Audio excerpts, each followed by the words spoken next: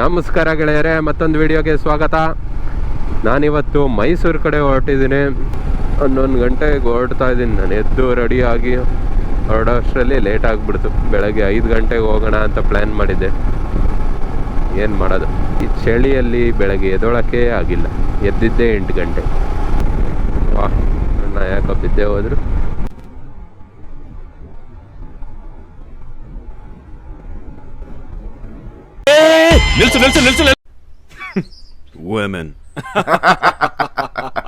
ಹುಡುಗಿ ಗಾಡಿ ಹೇಳ್ಕೊಡ್ತಾವನೆ, ಅದಕ್ಕೆ ಬಿದ್ದೋದ.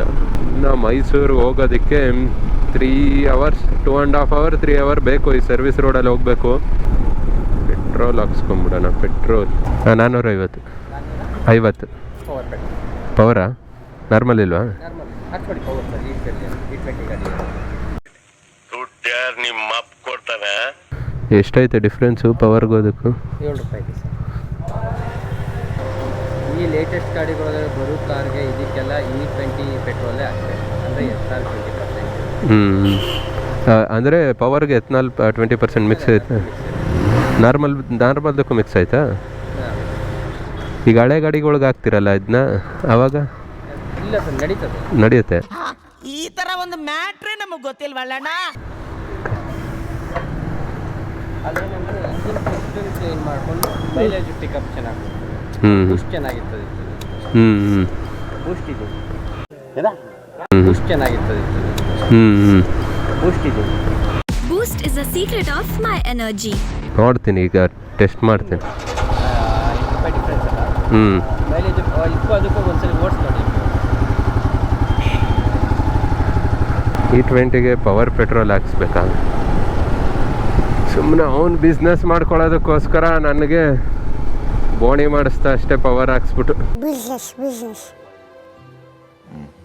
ನಾನೀಗ ಸೋಲೋ ಟ್ರಿಪ್ ಹೋಗ್ತಾ ಇದ್ದೀನಿ, ಒಬ್ಬನೇ ಆರಾಮಾಗಿ.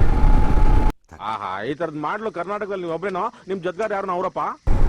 ನಿಮಗೆಲ್ಲ ಗೊತ್ತಿದೆ, ಇಡೀ ಇಂಡಿಯಾದಲ್ಲಿ ಹೈಯೆಸ್ಟ್ ಸಿಲ್ಕ್ ಪ್ರೊಡಕ್ಷನ್ ಮಾಡೋ ಸ್ಟೇಟ್ ಬಂದು ಕರ್ನಾಟಕ ಅಂತ. ಕರ್ನಾಟಕದಲ್ಲಿ ಹೈಯೆಸ್ಟ್ ಸಿಲ್ಕ್ ಪ್ರೊಡಕ್ಷನ್ ಸಿರಿಕಲ್ಚರ್ ಮಾಡೋದು ನಮ್ಮ ರಾಮನಗರ ಡಿಸ್ಟಿಕ್ಕು. ಇದೇ ನೋಡಿ, ಇಡೀ ಏಷ್ಯಾಗೆ ಬಿಗ್ಗೆಸ್ಟ್ ಸಿಲ್ಕ್ ಮಾರ್ಕೆಟ್ ಇದು. ಇಲ್ಲೇ ನಾವು ರಾಮನಗರದಲ್ಲೇ ರೇಷ್ಮೆ ಎಲ್ಲ ಹಾಕೋದು. ರೇಷ್ಮೆ ನಾಡು ರಾಮನಗರ ಅಂತ ಅದಕ್ಕೆ ಕರೀತಾರೆ. ನಮ್ಮ ಜಿಲ್ಲೆ ಇದು. ಹಂಸ್ಗಳನ್ನ ಲೆಕ್ಕ ಹಾಕೊಂಡು ಹೋಗೋಣ. ಈಗ ಆಲ್ರೆಡಿ ಒಂದಾಗಿದೆ,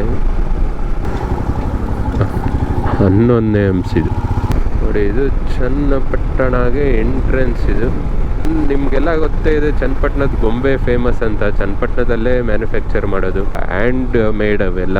ಅದ್ರ ಮೇಲೆ ಪೇಂಟ್ ಮಾಡೋ ಕಲರ್ಸು ಕೂಡ ನ್ಯಾಚುರಲ್ಲು. ಅಲ್ಲಿ ನೀವು ಅಬ್ಸರ್ವ್ ಮಾಡೇ ಇರ್ತೀರ, ಜಾಸ್ತಿ ಕಲರ್ಗಳಿರಲ್ಲ. Like different colour, only 3-4 colours ಅಷ್ಟೇ ಇರುತ್ತೆ. ಅದು ನ್ಯಾಚುರಲ್ ಸಿಗೋಂಥ ಅಷ್ಟು ಕಲರ್ ಯೂಸ್ ಮಾಡಿಕೊಂಡು ಅವರು ಬೊಂಬೆ ಮಾಡೋದು. ಚನ್ನಪಟ್ಟಣ ಬಂದು ಬೊಂಬೆ ನಾಡು ಅಂತಲೇ ಫೇಮಸ್ಸು. ಚನ್ನಪಟ್ಟಣದ ಕೋರ್ಟು ಓಪನೇ ಆಗಿಲ್ಲ. ಅದು ಏನೋ ಕೇಸ್ ನಡೀತೈತೆ ಅದರದ್ದು. ಸುಮ್ಮನೆ ಹಂಗೆ ಕನ್ಸ್ಟ್ರಕ್ಷನ್ ಮಾಡಿ ಕೋರ್ಟ್ಗೆ ಕೇಸ್ ಹಾಕ್ಬಿಟ್ಟವ್ರೆ.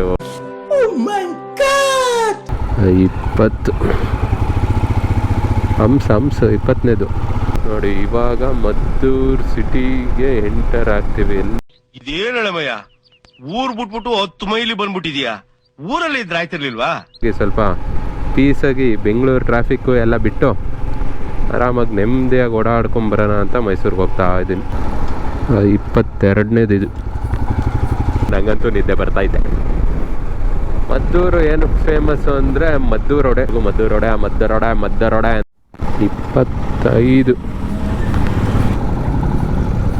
26.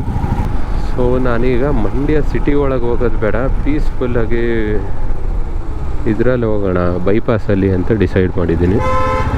ಕಾಲಿಂಗ್ ಹಾಕ್ಬಿಟ್ಟು ಹೆಂಗೆ ಹೋಗ್ತಾ ಇದ್ರೆ ನನಗಿದ್ರ ಒಂಥರ ಸಂತೋಷ.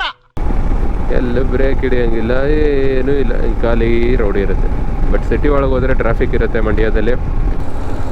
ಇದು 28ನೇ ಹಂಸ. ಇಲ್ಲೇ 3 ಹಂಸ ಇವೆಲ್ಲ ಗುರು. ನಿಮಗೆಲ್ಲ ಗೊತ್ತೇ ಇದೆ, ಮಂಡ್ಯದ ಸ್ಪೆಷಾಲಿಟಿ ಏನಂತಂದರೆ ಶುಗರ್ ಕೇನ್ ಬೆಳೆಯೋದು, ಕಬ್ಬು ಬೆಳೆಯೋಂಥದ್ದು ಇಲ್ಲೇ ಹೈಯೆಸ್ಟು ಇಡೀ ಕರ್ನಾಟಕದಲ್ಲಿ. ಅದಕ್ಕೋಸ್ಕರ ಸಕ್ಕರೆ ನಾಡು ಮಂಡ್ಯ ಅಂತ ಕರೀತಾರೆ. ಸರ್ವಿಸ್ ರೋಡಲ್ಲಿ ಬಂದರೆ ಇಲ್ಲಿ ಡಿವಿಯೇಷನ್ ತೊಗೊಬೇಕು, ಅಲ್ಲಿ ಮುಂದೆ ಹೋಗಲ್ಲ, ಡೆಡ್ ಎಂಡ್. ಮತ್ತು ವಾಪಸ್ ಹಳೆ ರೋಡ್ಗೆ ಹೋಗುತ್ತೆ ಇದು. 39ನೇ ಹಂಸಿದು. ಇದೇನು ಗುರು ಮುಂದೆ ಒಂದೇ ಟೈರಲ್ಲಿ ಹೋಗ್ತಾ ಇತ್ತು. ಬೆಳಗಿಂದ ಒಂದೇ ಕಾಲಲ್ಲಿ ನಿಂತ್ಕೊಂಡು ಕಾಲ್ ನೋಯೋದಿಲ್ವೇನಪ್ಪ? ನೋವಾಗ್ಲೇಬೇಕಲ್ಲ ದೊಡ್ಡವ್ರೆ. ಅವಾಗ ಏನಪ್ಪ ಮಾಡ್ತೀಯಾ? ಹಿಂಗ್ ಚೇಂಜ್ ಮಾಡ್ಕೊಂಡು ಹಿಂಗ್ ನಿಂತ್ಕೋತೀನಿ.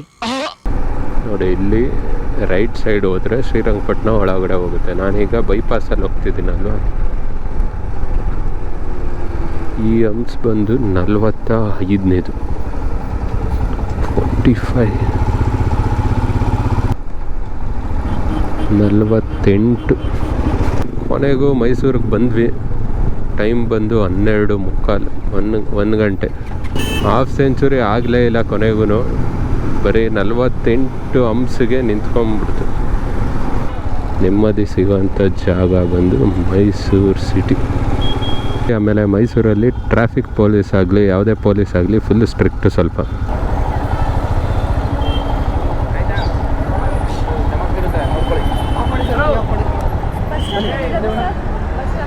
ಹೆಲ್ಮೆಟ್ ಹಾಕಿಲ್ವಾ? ಮತ್ತೆ ಭೇಟಿಯಾಗೋಣ. ನಮಸ್ಕಾರ.